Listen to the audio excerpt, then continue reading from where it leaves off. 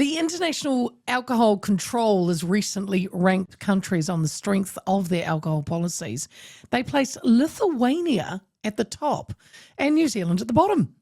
But critics say what's missing from the study is whether stricter policies are actually reducing alcohol harm. Interestingly, despite Lithuania's top score, its alcohol consumption is amongst the highest in the OECD. And New Zealand ranks lowest on policy strength, apparently, yet drinks less than the average. So what's important, I would think, is the bigger picture of how we are actually drinking in New Zealand. The number of alcohol licenses has dropped. Most people are consuming alcohol reasonably, responsibly, and hazardous drinking rates have declined. So while the IAC index may suggest our policy settings are weak, the broader evidence seems to show we are making real progress. Are we? To walk us through a few of their findings is the Executive Director of the NZ Alcohol Beverages Council, Virginia Nicholls, and she joins me now. Virginia, good afternoon. Oh, good afternoon, Leah. So this is interesting, isn't it? Because let's start with the basics. It ranks us last, I think, isn't it, in alcohol policy, yet we are actually drinking less than many countries on the list. How do you explain that?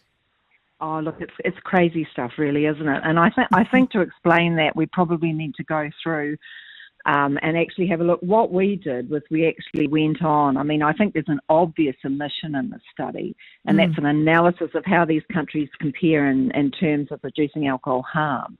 Yeah. And an example is, do countries with strict policies have less alcohol harm? And we did an analysis with the OECD data, just as, again, independent data. And as you've said, found that Lithuania was drinking the most. I mean, it looks to me like it's very odd sort of stuff. And according to the index, you know, Australia, Ireland, Lithuania, the Netherlands have stricter policy than New Zealand, and yet their alcohol consumption is higher. I mean, I do need to say as well, this doesn't prove anything as it's a correlation, but it does show the author's article is not tested, treats the adoption of strict policy as an outcome rather than something that delivers the outcome of lower alcohol policy. Yeah, because, I mean, if the index seems to assume that stricter policies automatically mean better outcomes, is that a fair way to measure success in alcohol policies? I don't think so at all. I think it's crazy stuff, actually. And when you have a look at the policy indexes as well, they measure it under 4 areas, and you have a look at trading hours and days of sale and outlet density all together.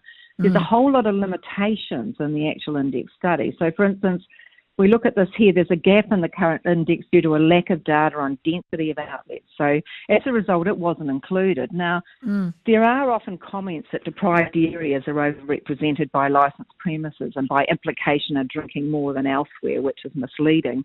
Last year, in March last year, the University of Auckland looked at wastewater analysis of alcohol consumption and found that the highest consumption recorded, this was at this stage, was back from 2021, was in Queenstown. No surprises there. They had some pretty big events that weekend. South Aucklanders drank the least of any place studied. And I only mention that because South Auckland is seen as having a lot of outlets. Then they also had a look at, they said availability is also likely to be controlled via licensing, but it was not explored. How can you have a policy index without including licensing? Because this is a key policy area for us here in New Zealand.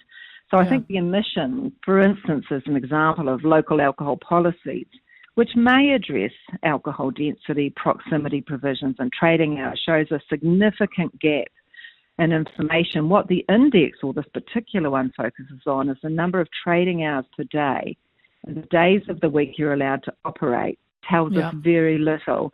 The authors see less trading hours as a positive move, and yet there's no research to support this. I think all it does is inconvenience those who want to shop when it suits them, including shift workers. And as you said, our on and off licences have decreased over the last sort of 14, 15 years. And they're set to be harder, especially in Auckland, to even start an off licence, because hasn't the council put a ban on it, new ones for the next couple of years? Or Yes, they have. And again, there's actually no research to support that, but nevertheless, they have done that. It's so frustrating. Interesting that you said about the wastewater test last year for alcohol in South Auckland drank the Yes. least. Yet they seem to have, well, they have got apparently more outlets per per the size of the area of alcohol of off licenses. So Yeah, and who's done their sums wrong there? Why? water analysis is a really good example because Yeah. that is, I mean, we talk about evidence-based Yes. Why? policy making. That actually tells us some very important information, and I hope they repeat that wastewater analysis as well, because I think it will debunk some of our perceptions. Yes, And I mean a lot for important. those for the listeners. South Auckland, there is a high proportion of Polynesian, Pacifica Maori people living there, and a lot of them are religious, Virginia, and they don't drink. Yes, So absolutely. that could have, probably the reason they're drinking less, but they're also seen as lower socioeconomic. So that's probably why they opened up the off licenses, thinking that they were going to, and they probably still do a good trade, but not to what they thought. Hey, I mean, this is really interesting to me because can you explain, we have seen significant drops, haven't we, in hazardous drinking and overall consumption. Has this been going on for a couple of years, or when did we start to move the dial? Oh, we started to move the dial really for a considerable amount of time, really. So if I just have a look at that information here. So, I mean, I think understanding how Kiwis actually are drinking today and the effectiveness of current regulations is pretty important. We drink less and we drink better, and we've got to move to moderation as part of our balanced lifestyle. So if we have a look at the numbers, the annual New Zealand Health Survey provides information on New Zealanders' health and well-being, shows that 83% of us, or 5 out of 6 of us, drink beer, wine and spirits responsibly. It's an increase of 4.7 percentage points. So it's a move from about 78% up to about 83%, and that's over the last sort of 4 or 5 years. So hazardous drinking over the same time period has actually declined to 16.6%, or 1/6 of us. Still too high, but still a very good move and a very good trend. And then the Stats New Zealand alcohol consumption per capita has also declined more than 30% since 1986.